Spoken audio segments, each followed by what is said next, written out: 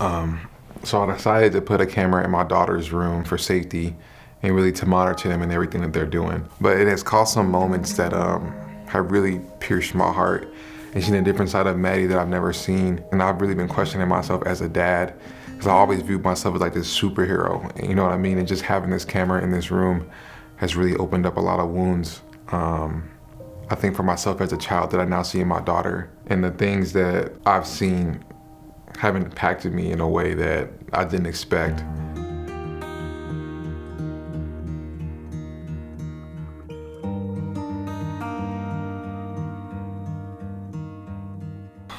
Bam, what's going on? Hope you're having a good day. I just got done dropping the girls off at Juju school. Now I'm back home and I'm about to start working. The past week, really couple weeks have been tough. We moved Maddie into her own room. I didn't tell you in the last video, but I put a camera in her room. And this is something that she was aware of, obviously, but being 3 years old, I don't really know if she's aware of that. The camera stays on, 24/7, has night vision, so I can see things at night. It's a really, really nice camera. And I'm really, grateful that we do have the camera. But it has caused some moments that have really pierced my heart and seen a different side of Maddie that I've never seen. And I've really been questioning myself as a dad, because I always viewed myself as like this superhero, you know what I mean? And just having this camera in this room has really opened up a lot of wounds. I think for myself as a child that I now see in my daughter. And there's one video in particular that I wanna watch with y'all and show y'all and talk about it.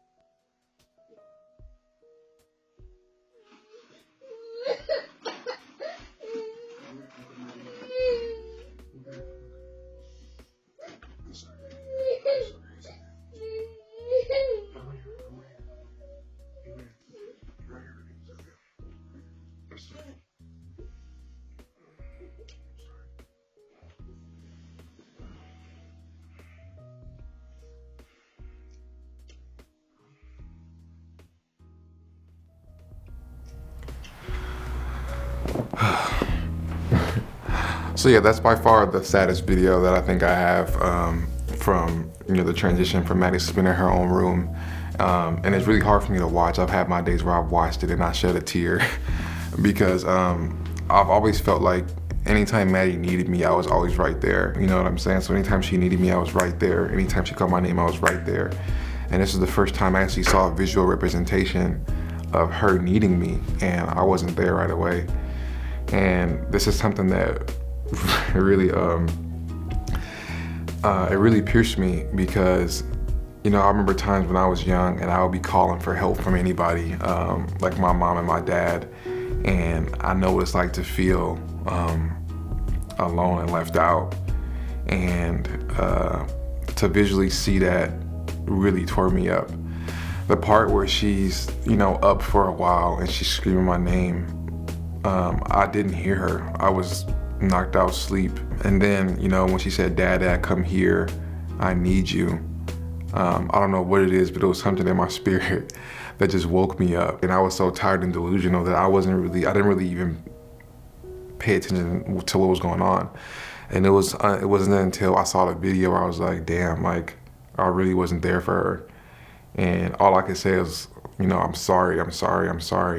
And when you really listen to the video and really pay attention to it, there's a point where, and before I grabbed her, she made this noise, this gut-wrenching noise of like, I almost can't tell if she's happy that I'm there and the fear's taken away, or she's upset with me because I took too long. And this is something that I've been wrestling with because I don't really know what's going on in Maddie's head at 3 years old. I can only go off what she tells me and, reciprocating the energy that she gives me when she's expressing herself. And I still don't know how to deal with that. And I really didn't give myself grace for that for a long time because I wasn't there. But it made me realize a lot as a dad and my role and the things that I can do to make Maddie feel safe. Since Maddie was born, I promised myself that I was gonna do all I can to keep her safe. But this one small incident made me realize that I'm not gonna always be there. I'm not gonna be somebody who, as soon as she calls my name or she's hurt or she's in pain or she's struggling, that I can help her. There's gonna be times where she has to depend on herself. And I think I do a lot of this, and I try to implement a lot of this in my parenting right now, even though she's 3, because this is how I was raised. You know what I mean? Like, I had to be tough. And I always could rely on my mom and dad, but there was plenty of situations, like, especially when you get to, like, you know, school. Like, kids are cruel in school, you know what I mean? And your dad isn't always gonna be there. And I know there's gonna be plenty of things that, you know, when Maddie calls my name, I'm gonna be right there for her, to support her. But as she grows, there are gonna be more times, often than not, that I'm not going to be. And I have to come to the conclusion as a father to accept that.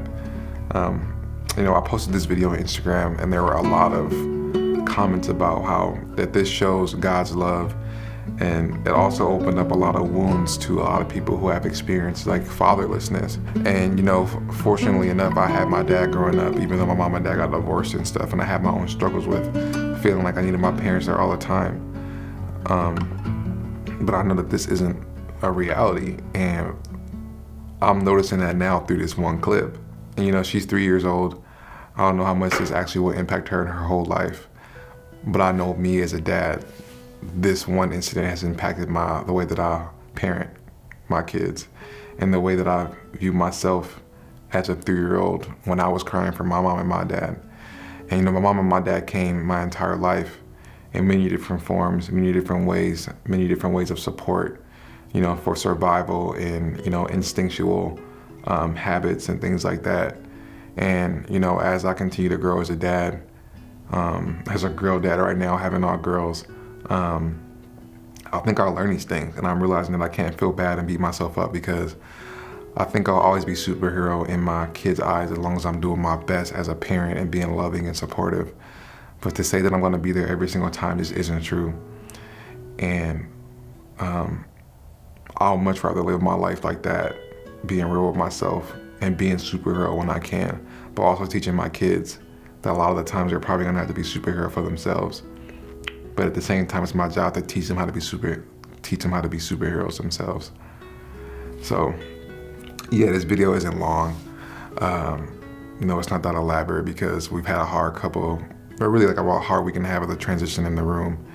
And I kind of want to just get these thoughts out there because it's been hard for me to create after this entire incident. I'm ready to get back rolling. So yeah, that was our little incident in the room, and I learned a lot from it. And yeah, Maddie's completely in her room now, sleeping all the way through the night.